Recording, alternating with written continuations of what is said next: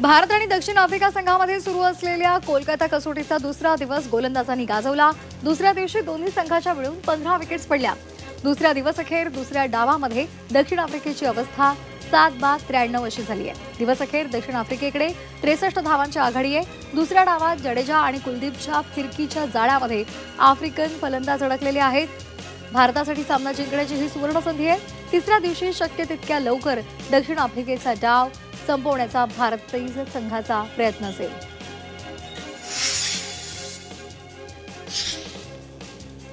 तत्पूर्वी कोलकाता कसोटीमध्ये पहिल्या डावामध्ये भारतीय फलंदाजांनी हाराकिरी पत्करली। टीम इंडियाचा एकही फलंदाज 40 धावांचा आकडा पार करू शकला नाही। भारताचा पहिला डाव 189 धावांमध्ये संपुष्टात आला। भारताला फक्त 30 धावांची आघाडी मिळाली। दक्षिण आफ्रिकेकडून फिरकीपटू सायमन हार्मर यानं सर्वाधिक 4 विकेट्स घेतल्या।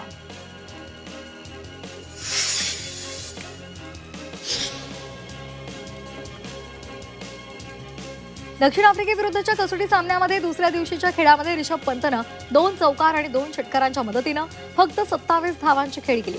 पण या खेळीमधील 2 उत्तुंग षटकारासह पंत टीम इंडियामधील टेस्टमधील बिग हिटरच्या यादीमध्ये टॉपला पोहोचलाय। त्यानं वीरेंद्र सेहवागच्या 12 वर्षांपूर्वीचा मोठा विक्रम मोडीत काढलाय। कसोटी क्रिकेटमध्ये भारताकडून सर्वाधिक षटकार मारण्याचा विक्रम आता ऋषभ पंतच्या नावे झालाय। दक्षिण आफ्रिकेविरुद्धच्या कोलकाता कसोटी सामन्यामध्ये टीम इंडियाला मोठा धक्का बसला। पहिल्या डावामध्ये फलंदाजीला आलेला कर्णधार शुभमन गिल मान लचकल्यामुळे रिटायर्ड हर्ट झालेला आहे। बीसीसीआयनं अधिकृत एक्स अकाउंटवरून कर्णधार शुभमन गिलच्या दुखापतीची माहिती दिली। मान लचकली असून तो बीसीसीआय मेडिकल टीमच्या निरीक्षणाखाली आहे। त्याच्या खेळण्यासंदर्भातील निर्णय हा दुखापतीच्या प्रगतीवर अवलंबून असेल असं बीसीसीआयनं स्पष्ट केलंय। कोलकाताच्या ईडन गार्डन्सवर दक्षिण आफ्रिकेविरुद्धच्या रवींद्र जडेजानं आपल्या फिरकीची कमाल दाखवत एका डावात अनेक विक्रमांना गवसणी घातली। दुसऱ्या डावामध्ये 4 विकेट्स घेत जडेजानं WTCमध्ये इतिहास घडवलाय। WTCमध्ये 150 विकेट्स आणि 2500 धावा करणारा तो क्रिकेट जगतातला पहिला खेळाडू ठरलेला आहे। जडेजानं WTC स्पर्धेमध्ये 47 सामन्यामध्ये आतापर्यंत 2532 धावा आणि 150 विकेट्स घेतलेल्या आहेत।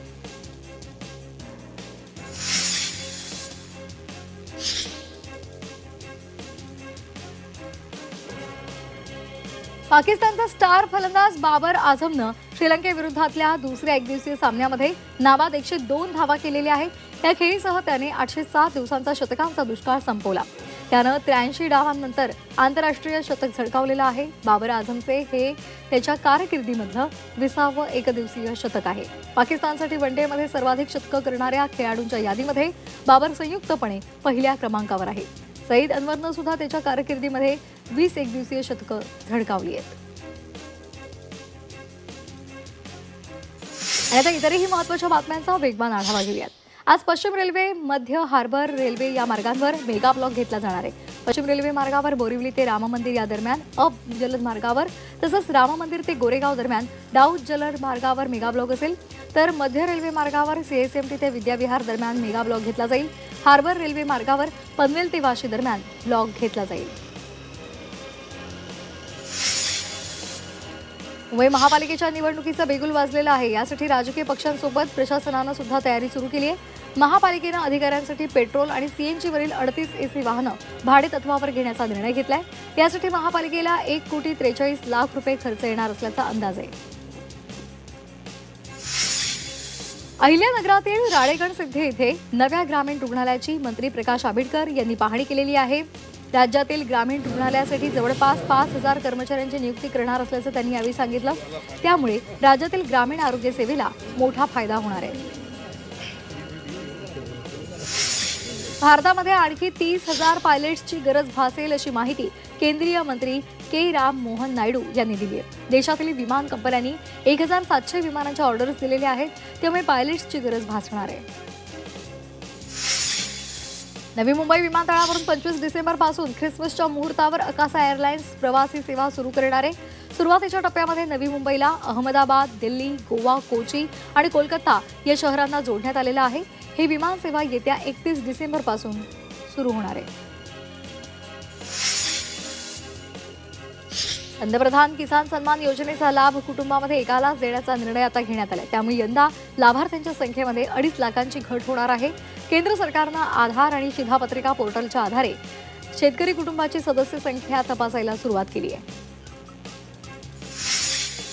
पुण्यातील नवले पुलावर आता वेगमर्यादा घालण्यात आली आहे. पूल परिसरामध्ये वेगमर्यादा ताशी 30 किलोमीटर इतकी असणार आहे. वाढते अपघात रोखण्यासाठी प्रशासनानं हा निर्णय घेतलाय. सांगलीमध्ये एसटी चालकानं एका वृद्ध प्रवाशाचा जीव घेतला. जीव वाचवलेला आहे. या एसटी बसमध्ये एक वृद्ध प्रवासी प्रवास करत असताना प्रवासादरम्यान वृद्ध प्रवाशाला हृदयविकाराचा झटका आला.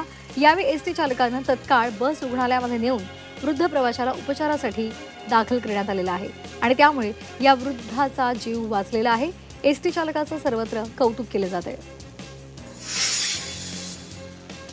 तर भारतामध्ये थंडीची मोठी लाट आलेली आहे. पंजाब, राजस्थानसह बहुतेक राज्यामध्ये रात्रीचं तापमान 5 ते 9 अंश सेल्सिअस पर्यंत खाली उतरलं. उत्तरेमधून येणाऱ्या थंड वाऱ्यामुळे उत्तर महाराष्ट्र सुद्धा आता गारठलेला आहे. निफाडमध्ये पारा 9 अंश सेल्सिअस पर्यंत खाली आलाय, तर नाशिकमध्ये 10.3 अंश सेल्सिअस इतकं तापमान नोंदवलं गेलंय. येत्या काही दिवसांमध्ये थंडीचा कडाका वाढण्याची शक्यता आहे. नाशिकमध्ये आजपासून 3 दिवस कडाक्याची थंडी पडण्याचा इशारा देण्यात आला आहे. या 3 दिवसांमध्ये हाडं गोठवणारी थंडी पडणार असल्याचं सांगण्यात आलेलं आहे. ग्रामीण भागात थंडीचा जोर वाढलेला आहे. नाशिकसह जळगाव, धुळे, नंदुरबार या जिल्ह्यांमध्ये थंडीचा कडाका वाढणार असल्याची शक्यता आहे. नाशिकच्या बाजार समितीमध्ये मटार 200 आणि कोथिंबीर, वांगी 100 पार गेलेली आहेत. नोव्हेंबरच्या पहिल्या आठवड्यापर्यंत अवकाळी पाऊस सुरू होता आणि याचाच भाज्यांना तडाखा बसलेला आहे. नाशिक बाजार समितीमध्ये शुक्रवारी मटार आणि कोथिंबीर जुडीचा भाव हा 120 वर पोहोचला. इतर भाज्यांचे दर सुद्धा 100 पार गेलेले आहेत. तसंच वांगी 120 रुपये किलो झाली आहेत. ती 150 रुपयांच्या घरात सुद्धा काही ठिकाणी पोहोचली. राज्यामध्ये ज्वारी, गहू, हरभरा अशा पिकांची तालुका, जिल्हा आणि राज्य स्तरावर पीक स्पर्धा आयोजित करण्यात आली आहे. स्पर्धेमध्ये सहभागी होण्यासाठी 31 डिसेंबरची मुदत आहे. प्रथम येणाऱ्या शेतकऱ्याला 50,000 रुपयांचं बक्षीस दिलं जाणार आहे.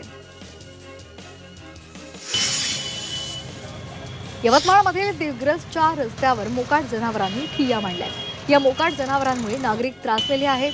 तसंच या मोकाट जनावरांमुळे काही अपघात सुद्धा घडलेले आहेत. त्यामुळे या मोकाट जनावरांचा बंदोबस्त करावा अशी मागणी होते. बनावट सिगारेटच्या विक्रीला आणि उत्पादनाला उच्च न्यायालयानं बंदी घातली आहे. बनावट सिगारेटमुळे आरोग्याला धोका निर्माण होत असल्याचं न्यायालयानं नमूद केलंय. काही ठिकाणी बनावट कंपनीच्या नावानं सिगारेट तयार केल्या जात असल्यामुळे ही कारवाई झाली आहे. दिल्ली स्फोटानंतर आता मुंबईमध्ये सुद्धा सतर्कता बाळगली जाते. संशयित वाहनांवर करडी नजर ठेवण्याचे निर्देश पोलिसांना देण्यात आले. तसंच अनेक ठिकाणी अनधिकृत फेरीवाले आणि गॅरेजवाले आहेत, त्यांच्यावर सुद्धा कारवाई करावी अशा सूचना देण्यात आल्या. गॅरेजवाले अनधिकृतरित्या फुटपाथवर वाहनांची दुरुस्ती करत असतात आणि अशा गॅरेजवाल्यांवर सुद्धा कारवाईचे निर्देश देण्यात आले. बेस्ट कर्मचाऱ्यांच्या प्रलंबित मागण्यांसाठी बेस्ट कामगार सेना आक्रमक झाली आहे. डिसेंबरपर्यंत मागण्या मान्य न केल्यास मुख्यमंत्र्यांच्या निवासस्थानी आंदोलन करण्याचा इशारा देण्यात आलाय. झी 24 तासनं उघडकीला आणलेल्या जमीन गैरव्यवहार प्रकरणामध्ये पोलिसांनी चौकशीला वेग दिलेला आहे. शीतल तेजवानीच्या पॉवर ऑफ अटर्नीची तपासणी पुणे पोलिसांनी सुरू केली आहे. मूळ जमीन मालकाच्या वारसांना त्यांनी नोटिसा दिलेल्या आहेत. आजपासून त्यांची चौकशी होणार आहे. झी 24 तासनं उघड केलेल्या पुण्यातील जमीन गैरव्यवहार प्रकरणामध्ये सामनाच्या अग्रलेखातून टीका करण्यात आली आहे. लाख मोलाच्या जमिनी कोण लुटतायत असा सवाल सामनातून विचारण्यात आलाय. राजकारण्यांच्या मुलांनी सुद्धा आता जमिनीवर ताबा मिळवण्याचा उद्योग सुरू केल्याची टीका अग्रलेखातून करण्यात आली आहे. छत्रपती संभाजीनगरात आज नगर परिषद आणि नगरपंचायतीच्या निवडणुकांसाठी इच्छुक उमेदवारांचे अर्ज ऑनलाईन आणि ऑफलाईन पद्धतीने स्वीकारले जाणार आहेत. अर्ज सादर करण्यासाठी ऑनलाईन बरोबरच ऑफलाईन पद्धतीने सुद्धा उमेदवारी अर्ज सादर करण्याची सवलत देण्यात आली आहे. आज सकाळी 11 ते दुपारी 3 वाजेपर्यंत अर्ज स्वीकारले जातील.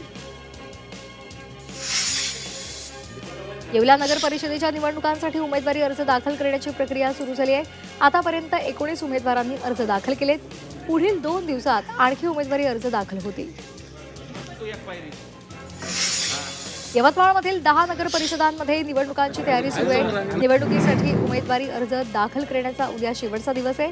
मात्र या ठिकाणी महायुतीमधील भाजपला बाजूला ठेवून शिवसेना आणि राष्ट्रवादी काँग्रेसनं एकत्र लढण्याचा निर्णय घेतला. भाजपकडून नगराध्यक्ष पदासाठी युतीची अपेक्षा ठेवली जाते.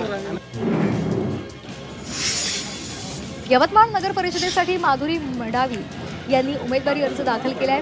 मात्र मडावींचं मतदार यादीमध्ये नाव नसल्यामुळे त्यांचा उमेदवारी अर्ज छाननीमध्ये कायम राहतो का या संदर्भात प्रश्नचिन्ह उपस्थित झाले.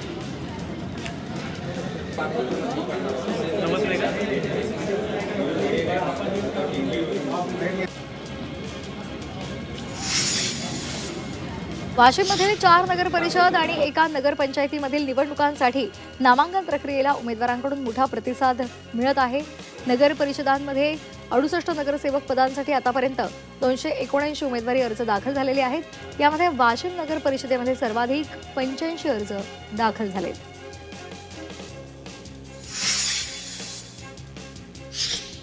मुंबई विमानतळावर DRIनं अंमली पदार्थांच्या तस्करीचा मोठा पर्दाफाश केलेला आहे. मुंबई विमानतळावर टांझानिया इथल्या महिलेकडून तब्बल 17 कोटी 18 लाख रुपयांचं कोकेन जप्त केलंय. गुप्त माहितीच्या आधारे ही कारवाई करण्यात आली आहे. नाशिक गुन्हे शाखा युनिटच्या पथकानं नेपाळमध्ये पळून गेलेल्या अट्टल गुन्हेगाराला अटक केली आहे. घरफोडी करून हा आरोपी नेपाळमध्ये पळून गेला होता. या आरोपीकडून 20 लाखांचा मुद्देमालही जप्त केलेला आहे.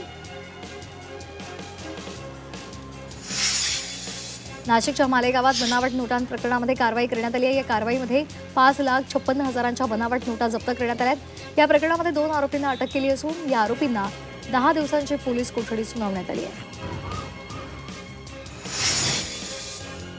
डिजिटल अरेस्टच्या नावाखाली नागरिकांच्या फसवणुकीचं प्रमाण हे वाढवलेलं आहे. या संदर्भात मुंबईमध्ये डिजिटल अरेस्टचे 142 गुन्हे दाखल झालेले आहेत. यामध्ये 114 कोटींची आर्थिक फसवणूक झाल्याचं समोर आलंय.